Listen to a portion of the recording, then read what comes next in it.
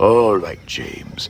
Now I know you've had trouble with coaches before, but I need you to forget that and don't try and give these men a good show. Forget they're even there. Just focus on getting these passengers home. Safely. Can you do that for me, James? Yes. Yes, I can, sir. That's a good engine. We would like to leave today, Topham. I'll be right over, lads. No pressure. None at all, sir. No pressure. Oh, James, please no tricks. Don't worry, coaches. There shall be no bootlaces today. Oh! Wow! That is heavy! Jeez! Let's help them out, girls. Right. Whoa! Whoa!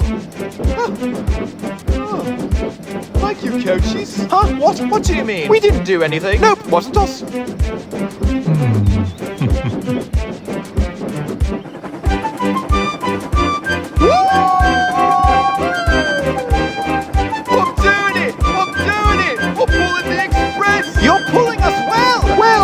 James. Keep it up. That's it, James. You've got them.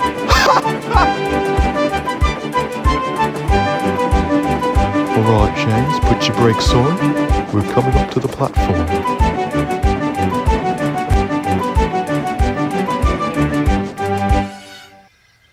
Bullseye. Well done, James. Thank you, James. Thank you. You were amazing. Thank you. Hey y'all, it's been a while. So yeah, I had my shoulder surgery, and if you've kept in touch with my Twitter and Instagram, you'll know I've redone Thomas and Percy. Why, you may ask? Well, it's because USPS fucked up my shipping and practically destroyed them, but now they look much better and I'm more satisfied with them. With that out of the way, let's talk James. So as I'm sure you know, around this time last year, I made my first James showcase video, and the model came out decent. In fact, I had originally decided I wasn't going to redo him when it came to making engines again. However, as time went on, I realized he wasn't the greatest, and the decision was made to switch from the old Bachmann shell to a new one. When it came to what would be his replacement, I had a few options. As I'm sure you remember, I once brought my friend Rayson's James model to Edison. I was surprised to learn that it was a modified Bachmann James shell. The main difference was a thinner funnel compared to the thick funnel Bachmann James was using, as well as a modified open cap. So that was option 1. Order a new Bachmann James shell and modify the hell out of it. Option 2 was to either buy the LBSC Thomas's James body shell and footplate from their Shapeways, or buy the files from them directly. So while I was contemplating on what to do, suddenly a new challenger approaches. My good buddy Juji's model dropped a public file on his website, which was a TV series accurate James body shell, along with the tender, all ready for resin printers to use. Now, which of the three did you think I picked? Go for the dude in the middle.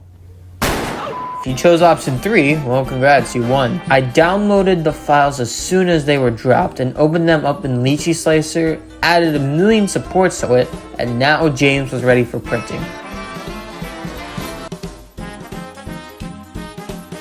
It's time to pretend to be Walter White again and cook some product.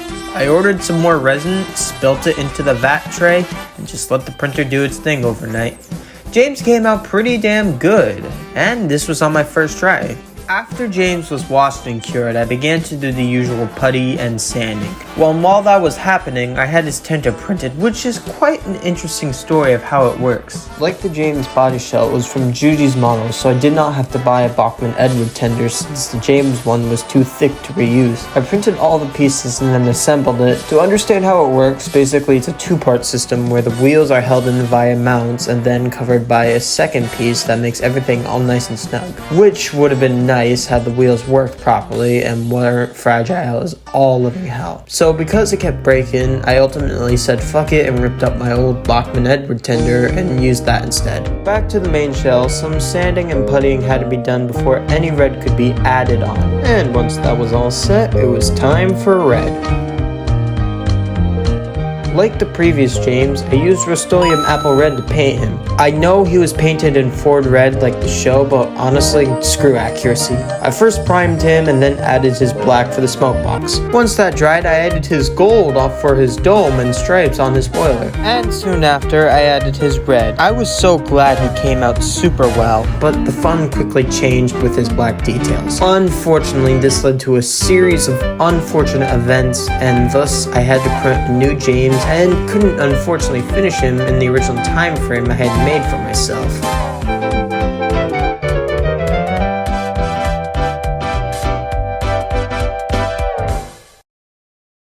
I was back at square one again. I didn't have a lot of time to work on models before surgery, so it was time to make a Hail Mary and have it all or nothing. I used putty, sanded him down for it seemed like days, but eventually he was ready for painting. A new primer was added, and then all the same layers and methods I used were applied to the new James. This method is what I call the reverse paint. Basically, apply the lining before the main coat. I'm not recommending this method, but it worked out well for me. I used putty to mask his dome, as sometimes paint bleeds through the masking tape. I wasn't sure if this method would work as it was taken from Caleb Trade, but I decided to roll with it, and it worked surprisingly. Getting off topic here, I would use this method again when painting wheels for a Thomas commission, and it came out pretty good. I call this method the Caleb way. So just a tip for you all, and just in case you want to try it. Results may vary. Getting back to James, once the red was fully dried, I then began the most stressful part, his black lining. This scared me as the last time I worked on James, this was the stage where he failed and I had to start over. I bought some black vinyl and slowly began to work, and by God I cooked a 5-star meal. James's main shell was mostly done. All that was left was to add his whistle, which was printed, and add handrails that I had lying around. Oh yeah, the tender, shit, I forgot about that. As stated before, I was going to use the resin printed tender, but unfortunately it is fragile and wouldn't work right. So I would end up using my old Bachman Edward tender, and after sanding down the cab doors, it was ready for painting. After getting the red on, I would apply some areas black using the acrylic paint. The underside I initially sprayed black and then masked it up for the buffer beam to be red. Once that dried, using the Bachman Edward tender wheels, I'd slip those underneath to have a rolling tender. But I didn't have a full set as I was missing one. So thanks to Juji once again, he kindly sent over some spare Edward wheels for me, and now James was complete. Nice. For the lining, I'd used the black vinyl I got from Walmart. I did go a bit extra and add a lamp and some backlining. Is it the most accurate model? No, but it's mine, and it doesn't have to be 100% accurate. It's fun to make things a little different. And last but certainly not least, his number 5 is, I've said it before and I'll say it again till the end of time, from Fox Transfers. With that out of the way, let's have one more running session with him. I can do it. I can do it. I can do it.